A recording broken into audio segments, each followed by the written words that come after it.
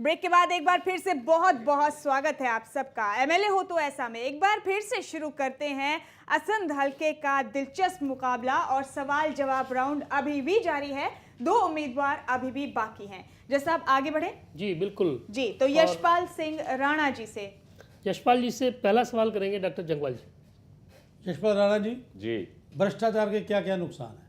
भ्रष्टाचार का सबसे बड़ा नुकसान है कि जो विकास होना था वो रुक जाता है। जहाँ पे 1,000 रुपया लगना है वहाँ पे 500 रुपये लगता है, तो 500 रुपये का नुकसान ग्राउंड लेवल पे खत्म हो जाता है। सबसे बड़ा नुकसान है और उससे देश के विकास में रुकावट आ जाती है और उससे मानसिक जो गिरावट आती है, समाज में तरक्की का जो रास्ता है वो बंद हो जाता है और पूरा पैसे का यूटिलाइजेशन नहीं होता जिसके लिए वो पैसा बना है। तो भ्रष्टाचार का सबसे बड़ा ये होता है। फिर एक पुल बनाना होता है, पुल की लागत अगर 500 करोड़ होती है तो भ्रष्टाचार की वजह से वो पुल की कीमत 100 करोड़ में बन सकता है, लेकिन भ्रष्टाचार की वजह से 500 करोड़ में जाता है।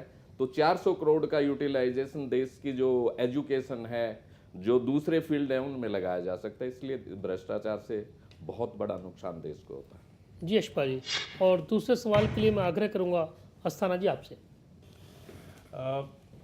अब एक चीज़ बताएं, ये खाप पंचायतों के ऊपर मैं फिर प्रश्न कर रहा हूँ जी। इनके फैसले सही होते हैं या गलत होते हैं या दोनों ही तरह के होते हैं? कुछ उदाहरण दे सकते हैं आप? ऐसा है, जो खाप पंचायतों के फैसले होते हैं वो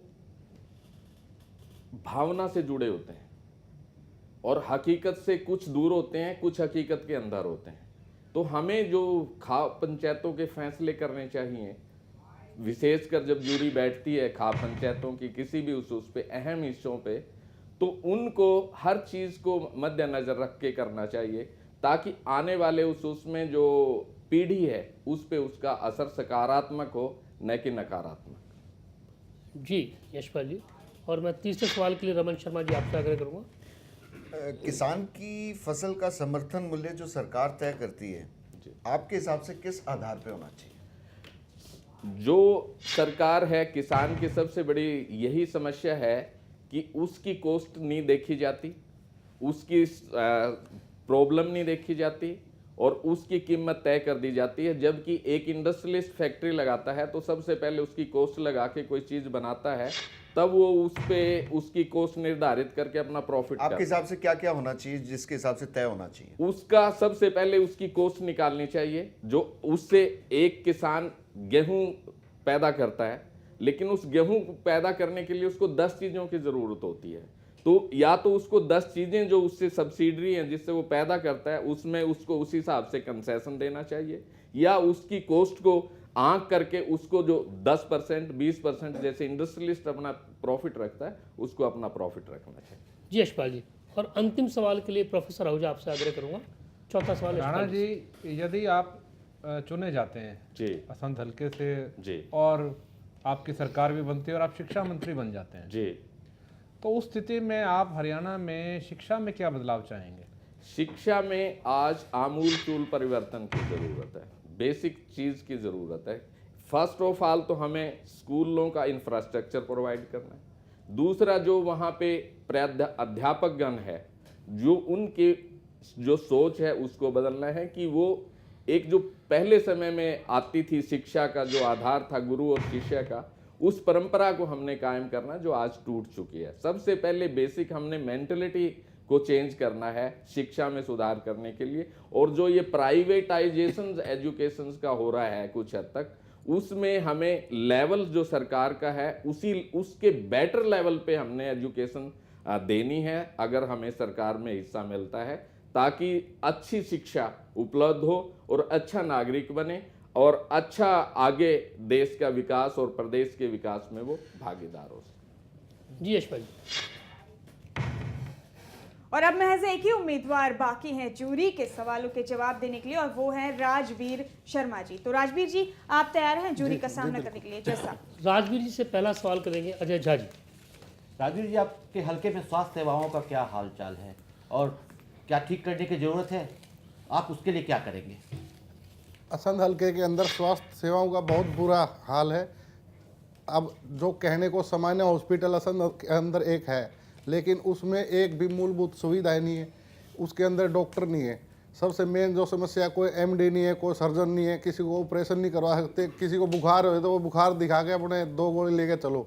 सबसे ज़्यादा जो ज़रूरत है वो स्वास्थ्य सेवाओं की चेंज करने की ज़रूरत है। जो आंकड़े वो सरकार ने कागजों में दिए हुए हैं उनको धरातल पे लाके और वो मूलभूत सुविधाएं पूरे सुचारू रूप से करा के वो। जी, और दूसरे सवाल के मैं रिक्वेस्ट करूंगा डॉक्टर जंगवाल आपसे। अगर आप सिर्फ वही सवाल करूंगा जो मैंने पहले किया है कि अगर आप विधायक बन जाते हैं तो आपके इलाके में जो डीएसपी है, जो एसपी है, नहीं सुनता आपकी बात, तो क्या करेंगे आप? किस तरह से पेश आएंगे? रिपीट मत करिएगा जो उन्होंने कहा है। देखिए, मैं रिपीट नहीं करूंगा, मैं अपनी बात को कुछ अलग ढंग से कहना चाहूँगा। हाँ, कहिए राजवीर। देखो, विधायक बनने के बाद 2 चीज़ें आती है। एक तो संवैधानिक पद आपको मिलता है, उस वजह से आप उससे जाके बात कर सकते हैं कि आप ये भ्रष्टाचार मत फैलाओ या ये गलत काम मत करो। अगर वो फिर भी नहीं समझता तो उसके सामने में गांधीगिरी दिखा के भी हम कर सकते हैं, आंदोलन करके भी कर सकते हैं, तो उनको हम अंकुश लगा सकते हैं। इससे करप्शन की बात नहीं है, अगर वो काम ही नहीं करता कोई वो क्षेत्र का, तब आप क्या करें? तो काम तो कोई गलत काम होगा तो वो नहीं करेगा, अगर जायज़ काम होगा उसके लिए हम आंदोलन करेंगे, उसके सामने अपनी बात रखेंगे, उसको करना पड़ेगा। जी, और मैं तीसरे सवाल के लिए आग्रह करूंगा रमन शर्मा जी आपसे। क्या आप मानते हैं महिलाओं की भागीदारी समाज की मजबूती के लिए जरूरी है? इसके लिए, इसको और मजबूत करने के लिए आप क्या कदम उठाएंगे? 3 कदम। रमन जी, अगर सवाल एक और पूछ रहे हैं इसके अलावा तो। हल्के के विकास के लिए आपकी क्या 3 प्राथमिकताएं? जी, हल्के के विकास के लिए मेरे सबसे पहली प्राथमिकता एजुकेशन, दूसरा सड़कें, तीसरा बिजली। जिस क्षेत्र के अंदर बिजली अच्छी होगी, एजुकेशन अच्छी होगी और सड़कें अच्छी होगी, उसका विकास अपने आप होगा, उसके अंदर उद्योग भी लगेंगे। असंध हल्का जो है पूरा कृषि प्रधान क्षेत्र है, मैं प्रयास करूंगा कि यहाँ कोई उद्योग कृषि से संबंधित लगे ताकि बेरोजगारों को रोजगार भी मिले और वहाँ की समस्याएं दूर हो, किसानों को भी अच्छी फसल के भाव मिले। जी राजवीर, और अंतिम सवाल के लिए मैं आग्रह करूंगा किशोर अस्थाना जी आपसे। आप मुझे गांव वालों की बस 3 मुख्य समस्याएं बताइए और आप उनको निवारण करने के लिए क्या करें। जी, 3 बताइए बस। गांव वालों की जो असंध क्षेत्र की जो समस्या है, 70% गांव के अंदर तो पीने की पानी की व्यवस्था नहीं है। जी, सब गांव का जो भूस्थल है वो नीचे है और पानी भी है तो वो खारा पानी है, मीठा पानी वहाँ मिलता जी। नहीं, दूर दूर से लोग पानी लाते हैं। सबसे मेन समस्या तो पानी की। दूसरा, गांव के अंदर जोड़ तालाब है, उनके पानी की निकासी की कोई व्यवस्था नहीं है, जिसके कारण मच्छर पैदा हो रहे हैं, बीमारियां पैदा हो रही है, पशु मर रहे हैं, इंसानों के अंदर भी बीमारियां पनप रही है। तीसरी समस्या जो है वो एजुकेशन की है। जी, एजुकेशन जब तक नहीं होगी तब तक हल्का विकास कर ही नहीं सकता। सबसे ज़्यादा ज़रूरी जो है वो एजुकेशन की भी है। आप क्या करेंगे इनके लिए? हाँ जी, समाधान क्या करेंगे?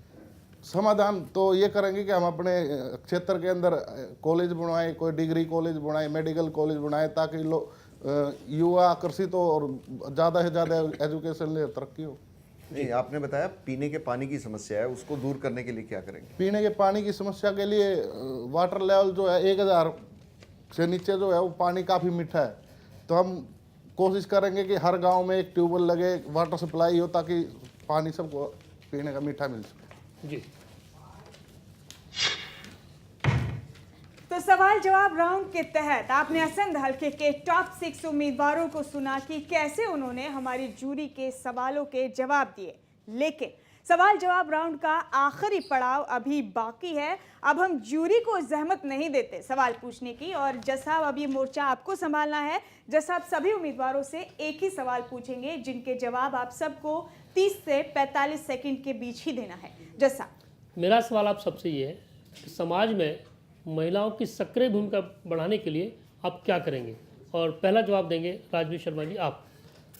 समाज के अंदर महिलाओं की भागीदारी बढ़ाने के लिए सबसे पहले तो हम एक अभियान चलाएंगे, उनको जाके घर घर जाके मोटिवेट करेंगे कि समाज को आपकी इतनी ही आवश्यकता है जितनी एक आदमी को भी है।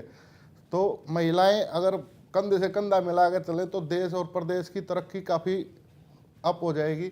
और उनकी भागीदारी के लिए सुनिश्चित करेंगे कि जैसे अब कोई सरपंच है, पंच है, उनके घर घर हम जाएंगे। जी अगर वो बोलते हैं कि हम तो घूंघट निकाल कर हम काम नहीं करते, तो उनको हम शिक्षित करेंगे कि आप अपना काम खुद जी करिए। राजवीर जी, यशपाल जी।